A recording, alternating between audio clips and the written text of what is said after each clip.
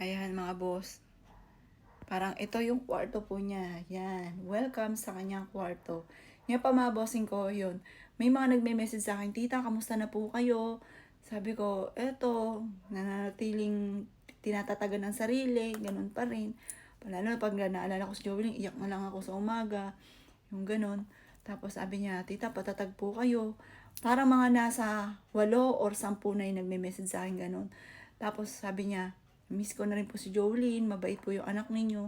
Tapos, ang dami po nilang sabi ko, bakit? Saan mo ba naging kaklase yung anak ko?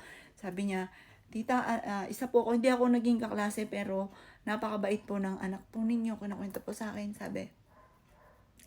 Nasa daw sila sa school sa FEU. Tapos, nagkulang daw po yung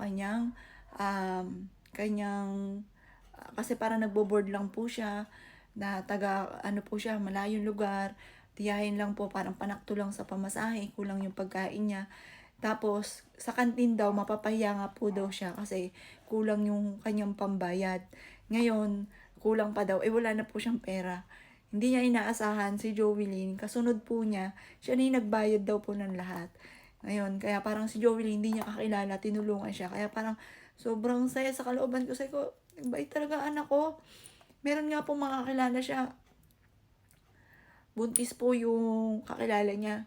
Pinadadala ng pagkain, huwag kang papagutom. Kaya ang dahil po mga patutuo sa amin, napakabait talaga ni Jovelyn.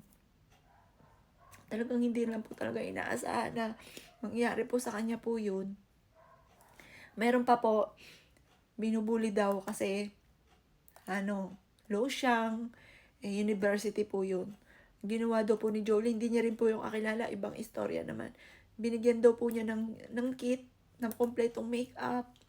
Kaya hindi daw niya makalimutan si Jovelyn. Ang dami po mga iba't ibang istorya na halimbawa nakausap niya, naririnig daw na halimbawa may kausap yung babae, sasabihin, eto gusto ko to, pangarap ko lang yan. Magugulat daw siya, hindi naman kakilala si Jovelyn. Iaabot ni Jovelyn, sabi meron ako yan, gusto mo sa'yo na lang. Yung ganun, kaya sobrang proud na proud ako sa anak ko. Alam ko mana sa akin to eh. Hindi rin ako pala tiis eh. Pag nakakita akong ganun, kahit sa mga jeep, inaabotan ko, eto po, minsan pa nga siya pang kumukontra sa akin, Mami, tama na, baka mabusan tayo ng pera. Kasi syempre nagmula kami sa wala. Sabihin, tama na mami, huwag ka na magbigay. Baka wala na tayo, yung mga ganun. Pero yung pala, ginagaya rin ako ng anak ko. Kaya pala nakasulat dito, ako yung role model niya kasi ganun din pala siya. Pero pasikreto niyang ginagawa, mga bossing. Ayan. Kaya minsan nasabisahan ng mister ko, lagi kasi ganyan, lagi kasi awa. Pero hindi mo rin naman matitiis. Kaya naman kay Jolene. Parehas po talaga kami. Ito talaga mga boss. Ito yung katukayo ko. Lahat, pati pag-uugali ko. Gayang-gaya po niya yung pagkakaroon ng toyo. Tapos maya-maya wala na. Parang may toyo lang talaga. Tapos maya-maya wala na. Dahil po mga patutuo sa anak ko na ang dahil mga magaganda na ginawa po niya. Parang wala akong narinig sa kanya na madamot si Jovelyn. Walang binigay si Jovelyn. Panay, bigay lang siya ng bigay, mga boss. Napakabait po niya. Kahit hindi niya kakilala. Talagang ganun lang po talaga siya. Tapos, may nakapagsabi sa akin. Kasi, kung buhay yung anak ko, ano ba, may gusto, ibibigay ko. Pero dahil yan na lang yung alaala ng anak ko, hindi talaga. Tapos sabi, kung buhay po si Jovelyn, yung mga make-up po niya, ayaw po niya masisira, pinamimigay po niya. Sabihin, kaysa masira yan, bigay ko na. Pero dahil sa anak ko, pero yung sa akin, halimbawa, yun, yung mga kung in-order ko, tapos di ko naman nagamit, ibibigay ko na po. Pero dahil nga, wala na yung anak ko, yun na lang alaala ng anak ko, hindi ko talaga po siya binibigay, kaya hinahayaan ko lang siya na ganyan siya, mga boss. Kaya sobrang proud ako sa anak ko, mga boss. Sabi ko sa mister ko, kasi kung ano yung nakikita sa magulang, gagayahin niya eh. Gagayahin niya ng anak. Oh.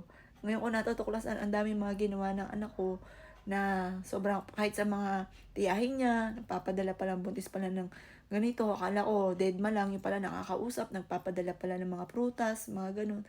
Kukwento na lang sa akin, napakabait. Tapos yung isa, kasabi namin, nang mihina yung net, walang papakunik ng wifi. Tapos yung pala pasimple niya inabot yung password namin. Sabi ko, gumamit ka na kaysa magpa-load ka pa. Yung mga ganun, mga hindi namin inaasahan. Talagang ang bait po niya, dahil mga patotoo. Wala pa ako narinig na, ay mga suplada po yan, masungit po yan, mga ganun, wala. Wala pa ako narinig na ganun, na kilala si Joey. Talagang sobrang proud na proud po ako sa akin pong anak, mga boss.